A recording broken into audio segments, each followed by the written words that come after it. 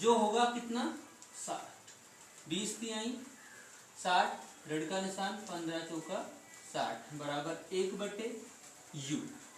3 से 4 घटाने पे कितना आएगा ऋण 1, ऋण 1 और बटे में कितना है 60, 1/u का मान आया ऋण 1/60।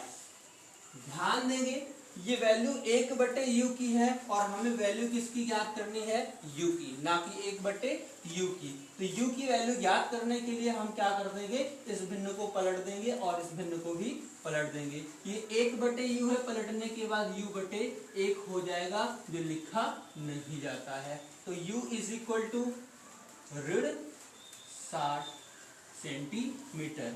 कल हमने एक बात बताई थी, बहुत इंपॉर्टेंट बात, कि u हमेशा नेगेटिव होता है। अगर आप ध्यान से देखें तो u की वैल्यू हमने जो निकाली वो नेगेटिव निकाली है। अगर ये वैल्यू गलती से भी पॉजिटिव आ जाए तो समझ लेना कि हमारा न्यूमेरिकल जो हमने लगा रखा है उसका सोल्यूशन कहीं ना कहीं गलत है।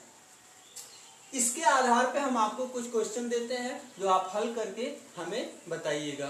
जो भी प्रॉब्लम हो आप सॉल्व करिएगा और हमें बताइएगा। चलिए देखते हैं, आपको कुछ क्वेश्चन दे देते हैं। आप क्वेश्चन अच्छे से नोट कर लेंगे।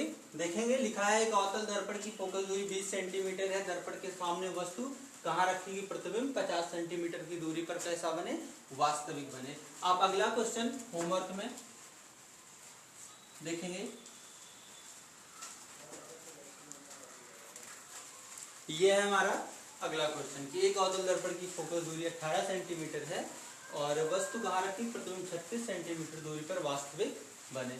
ये हमारे सवाल हैं, आप इन्हें अच्छे से लर्न करिएगा, लगाइएगा। जो सवाल समझ में ना आए तो आप कमेंट करके पूछ लीजिएगा और चैनल को सब्सक्राइब करना और लाइक करना तथा शेयर करना मत भूलिएगा। धन्यवाद।